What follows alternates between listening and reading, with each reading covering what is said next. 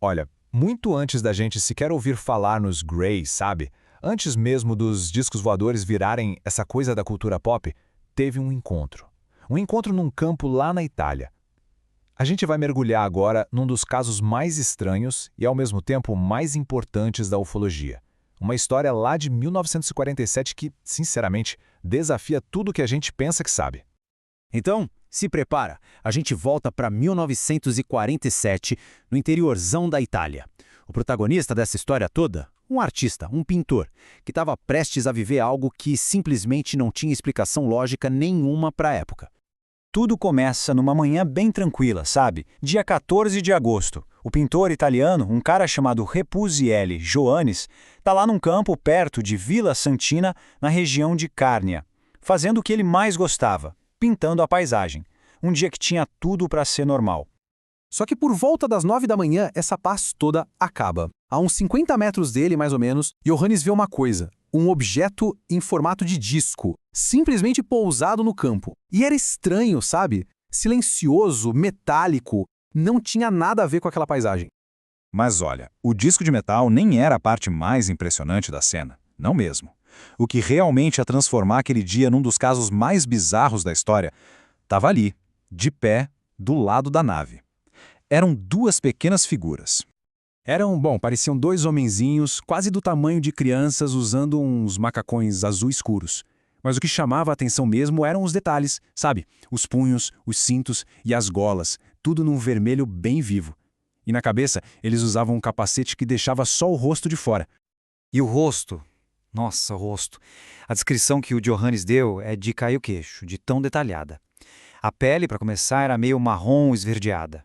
Os olhos, gigantes e redondos, sem cílios, sem sobrancelha, nada. O nariz era reto, comprido e terminava num formato de V. E a boca? A boca era só um corte, um V de cabeça para baixo. Era um rosto que claramente não era daqui.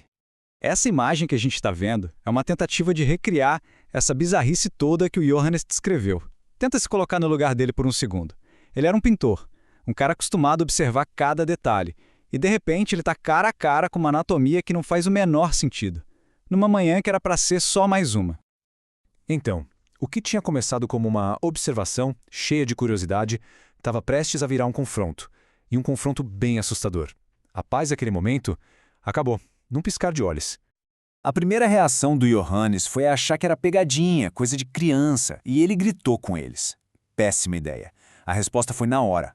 Um dos seres puxou um objeto do cinto, apontou para ele e uma fumaça o atingiu em cheio. O efeito? Imediato. Paralisia total. Ele simplesmente caiu no chão, sem conseguir mover um músculo. Completamente paralisado no chão, a única coisa que ele podia fazer era olhar. E ele viu os dois seres se aproximando. E aí um deles fez uma coisa que ninguém esperaria. Se abaixou e pegou o pincel que tinha caído da mão dele. E foi nesse exato momento que o Johannes viu o detalhe mais inacreditável de todos. A mão que pegou o pincel era esverdeada e tinha 8 dedos. Isso mesmo, 8. Organizados como se fossem duas garras com 4 dedos de cada lado, um opondo o outro. Um detalhe anatômico tão específico, tão bizarro, que é o que torna esse caso inesquecível. Depois de dar uma olhada no pincel por alguns segundos, eles simplesmente devolveram, caminharam de volta pro disco, que decolou e sumiu, tão silenciosamente quanto apareceu. E o pintor continuou lá, paralisado no meio do campo. E assim, do nada, o encontro acabou. Mas o mistério de Villa Santina vai muito além do que aconteceu naquele campo. O grande X da questão é quando isso aconteceu. É isso que faz esse caso ser tão importante. A gente precisa lembrar de uma coisa muito importante. Em 1947, a imagem do alienígena que a gente tem hoje, de filme, de série, simplesmente não existia na cultura popular. Não tinha nada disso para influenciar a imaginação de alguém. Então a pergunta é de onde o Johannes tirou uma descrição tão cheia de detalhes e tão estranha, se ele não tinha nenhuma referência? O que foi que ele viu de verdade naquela manhã? No fim das contas, o caso de Villa Santina deixa a gente com muito mais perguntas do que respostas.